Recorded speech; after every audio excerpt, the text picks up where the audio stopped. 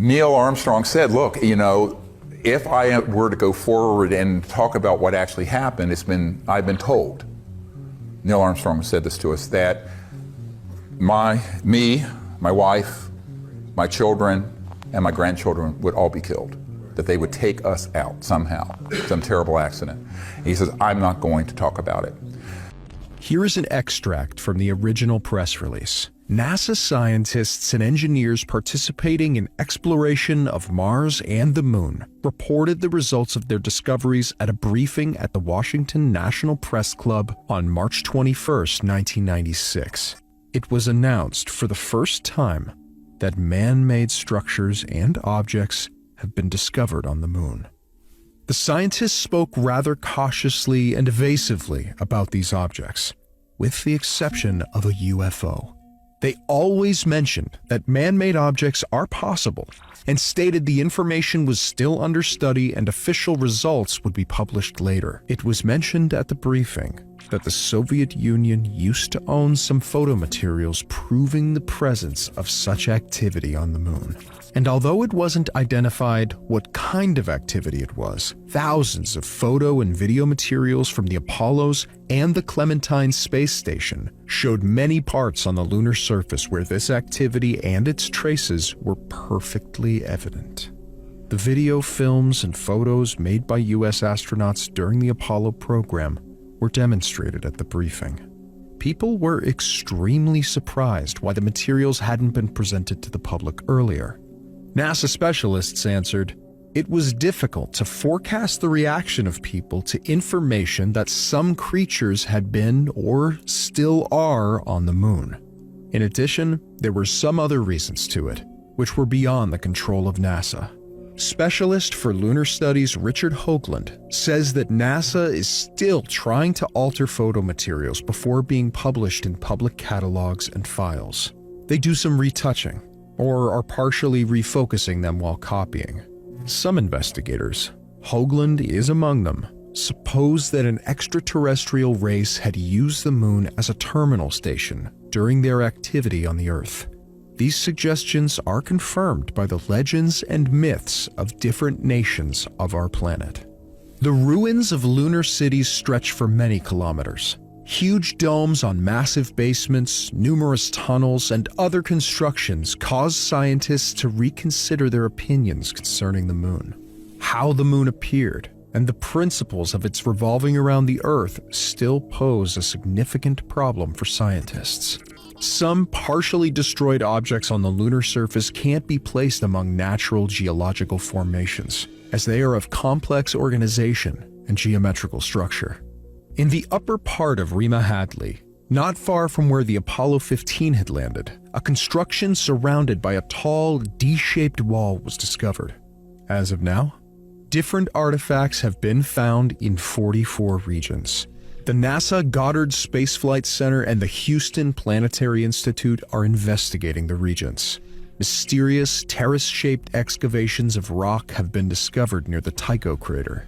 The concentric, hexahedral excavations and the tunnel entry on the terrace side can't result from natural geological processes.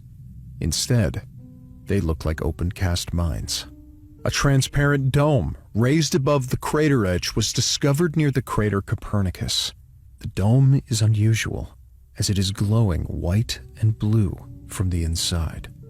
A rather unusual object, which is unusual indeed even for the Moon, was discovered in the upper part of the factory area. A disk of about 50 meters in diameter stands on a square basement, surrounded by walls. In the picture, close to the rhomb, we can also see a dark, round embrasure in the ground, resembling an underground Caponier entry. And so we reached out to him and invited him to come to those events, and he politely declined and told us that it was made very clear to him and the other Apollo astronauts who witnessed this first event, where when we landed at the crater on the Moon, the rim at the top of the crater was, quote, crowded with UFOs, the craft that were up there, multiple of them, and that these were filmed. I know people personally who've seen that film. There is a rectangular area between the factory and the crater Copernicus, 300 meters wide 400 meters long.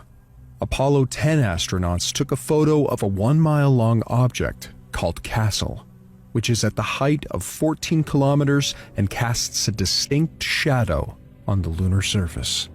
The object seems to consist of several cylindrical units and a large conjunctive unit. The internal porous structure of the castle is clearly seen in one of the pictures, which gives the impression that some parts of the object are transparent. As it turned out at the briefing where many NASA scientists were present, when Richard Hoagland had requested originals of the castle pictures for the second time, no pictures were found at all. They disappeared, even from the list of pictures made by the Apollo 10 crew. Only intermediate images of the object were found in the archives, which unfortunately don't depict the object's internal structure. We did go to the moon, but some of the footage, it doesn't make sense because the flag is moving. Now the reason for that, and this is where people say we didn't go to the moon, it was all hoax and filmed in a basement up in New York. The truth is we went, but during the lunar orbiter, going back before the Apollo mission, we actually were circling the Earth taking the first early digital photographs. And as you know from the testimony of Disclosure Project witness Carl Wolf, there were structures on the moon that were artificial. Some were newer and some were very ancient.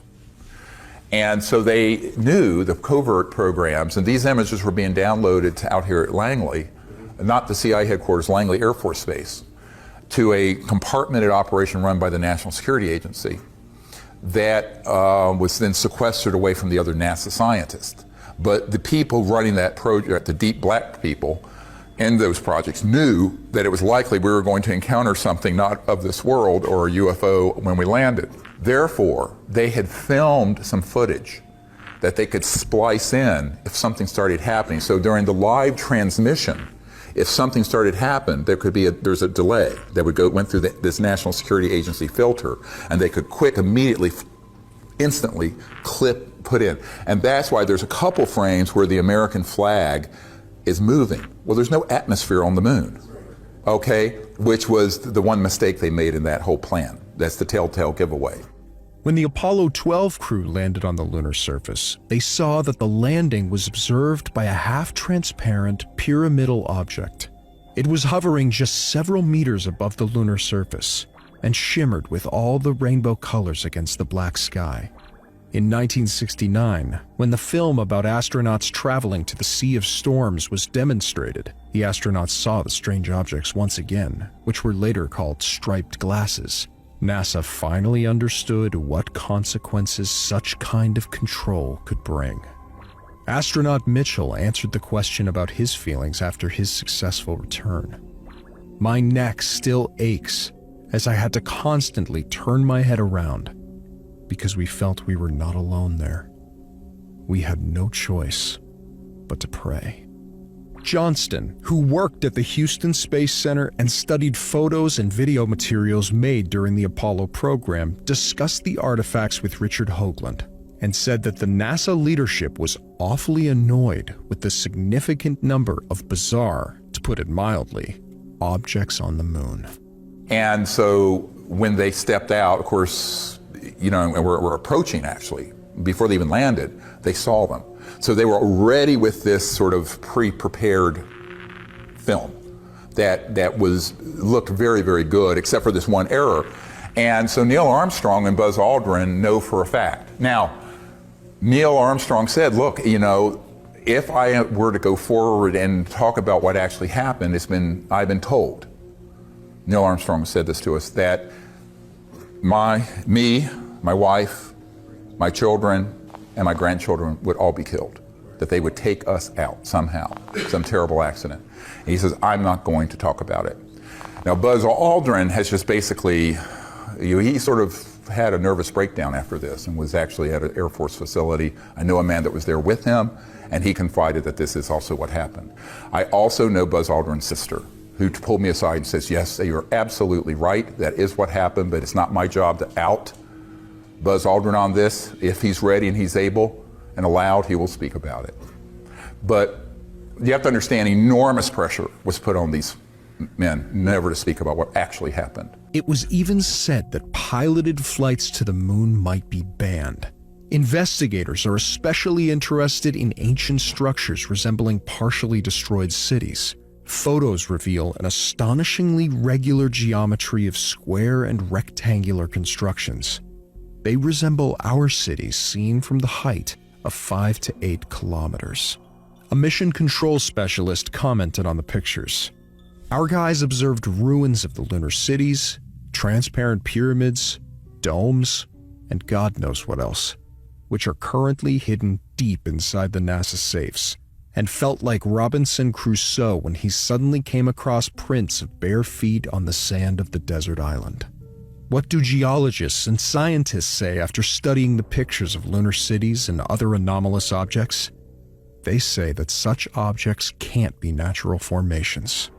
We should admit, they are artificial, especially the domes and pyramids. Reasonable activity of an alien civilization showed up unexpectedly close to us. We were not ready for it psychologically, and some people hardly believe they are true even now. Now, one of the things that Neil Armstrong was overheard saying, and this was reported in Timothy Good's book, Above Top Secret, is that Neil Armstrong stated that we were essentially warned off the moon. That, in other words, these civilizations did not want us going to other moons or planets to colonize them with the consciousness of nationalism and the Cold War. Because remember, the Apollo project was really a proxy for the Cold War. The United States was in a complete panic when Sputnik overtook our space program, the Soviets. And so the race to the moon was part of, and always was part of, the military competition between two huge superpowers, the old Soviet Union and the United States of America.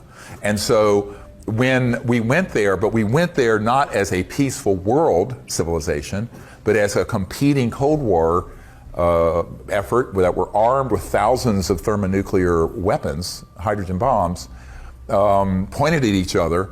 That was not the consciousness that the ETs want to see us going into space with. They want us going into space with the consciousness of peace and cooperation, not militarism and war.